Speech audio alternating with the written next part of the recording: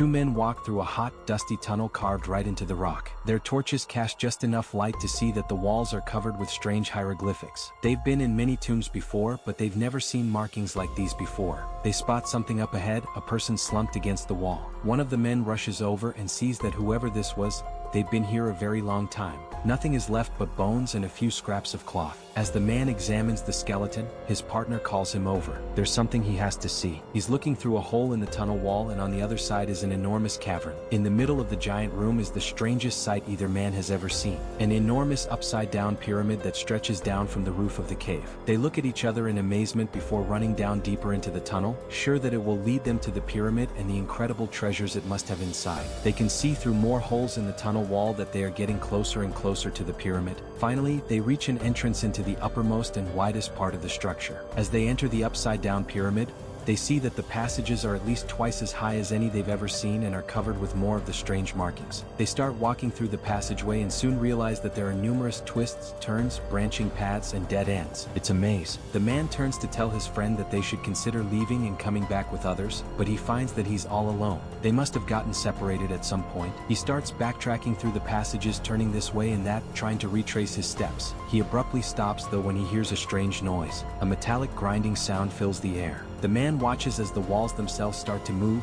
shifting and rearranging themselves. Without warning, the open passage in front of him closes, sealing his path back. The man begins to scream. There's no answer to his cries. Panicked, he runs deeper and deeper into the maze, but try as he might, he can't find his friend or the exit. How long has he been walking? Hours? Days? He can remember hearing the wall shift at least one other time. Exhausted, he sits down against the wall. He'll just take a little rest. Then it's back to work. He must be able to find his way out. He must escape.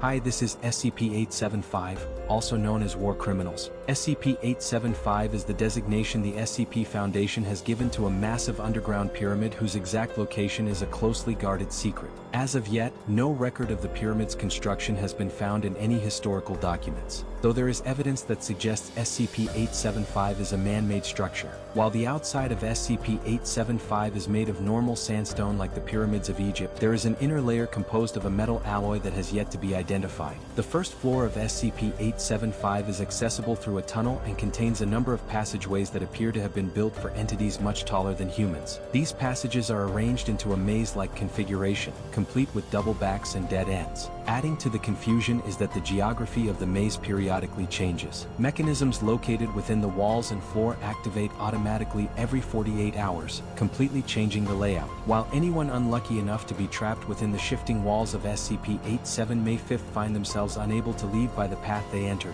There are a number of hidden pressure plates and levers that can be found throughout the labyrinth that open up sections of the wall, creating new paths and shortcuts. But these switches also cause the release of what the Foundation has designated SCP-875-1. SCP-875-1 are small, flying insect-like creatures approximately 6 centimeters long with a mass of roughly 3 grams. They bear no resemblance to any known species of insect on Earth, suggesting that their origin may be extraterrestrial. When released, SCP-875-1s will swarm the nearest person, stinging them mercilessly. Their sting is highly acidic and causes severe damage to nerves and tendons, and this potent acid, combined with their tendency to swarm, has resulted in victims' limbs becoming what can only be described as liquefied. Previous uses of explosives within the pyramid have left openings to a lower second floor that are relatively easy to access, provided that the maze's current configuration allows the breaches to be reached. The main feature of the second floor is 4 large vats, each of which contains a clear liquid similar in appearance to normal water that has been designated SCP-875-2.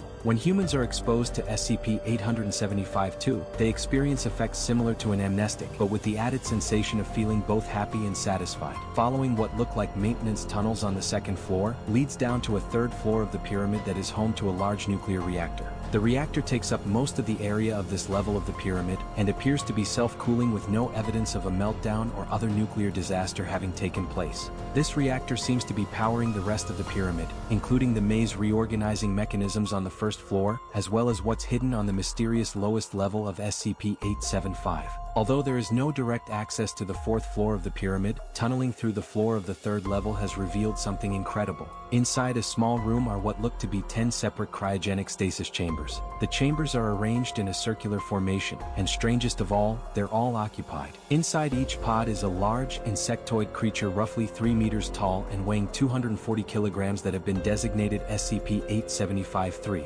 3 of the creatures appear to have died from their stasis chambers failing at some point in the past, and heavy decomposition has set in. Several other of the insectoid creatures are heavily damaged, though it is unknown if this is due to issues with the pods, or if they had sustained injuries prior to entering stasis. While it is not known what exactly these creatures are, where they came from, or if their origin is even terrestrial, examination and analysis of some of the images carved into the walls of SCP-875's first floor have provided interesting information. In one, 2 figures that bear a resemblance to SCP-875-3 are depicted facing each other, with one appearing to be stabbing the other with a spear, implying some kind of violent conflict in the past. In the next, another figure that looks like SCP-875-3 is shown presenting a stone slab to what looks to be a human dressed in the garb of ancient Egypt. The Egyptian is facing away from the insectoid, which might suggest a breakdown in communication or an unwillingness of the Egyptian to listen to the insectoid. The third image, though, shows 2 humanoid figures now bowing to the insectoid figure, next to an image of a chalice with a drop of liquid falling into it. This may represent SCP-875-2, the amnestic liquid, and the way its effects were used to subdue this group of people.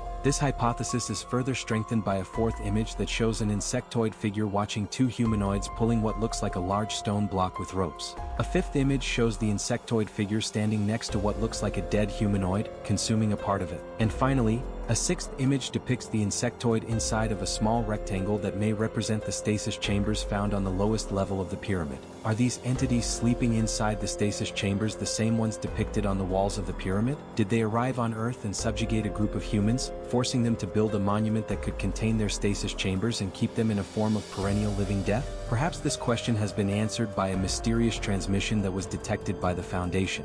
Coming from an unknown source, the transmission was in English, but the grammar and word choice sounded like it was from someone who had only the most basic understanding of the language. The transmission, in no uncertain terms, demanded the return of the war criminals, and that if they were not returned, that 95% of the species would be made extinct. It then went on to describe a number of offenses perpetrated by these war criminals, including claims of massacres and cannibalism. Were the creatures in the bottom of SCP-875 convicts on the run, war criminals from another planet or even another reality who had fled to Earth to escape justice? It may never be known for sure, as the message degraded and became unintelligible before it could finish. Due to its stable location and the relative ease with which the public can be kept away from it, SCP-875 has been classified as safe. Its location is marked as a military base on maps, with satellite images altered according to Procedure Watson 24. Civilians who approach the area are to be taken into Foundation custody and administered Class A amnestics. Research personnel are only allowed inside SCP-875 when accompanied by 2 security staff, and 6 maintenance personnel are to monitor the nuclear reactor at all times.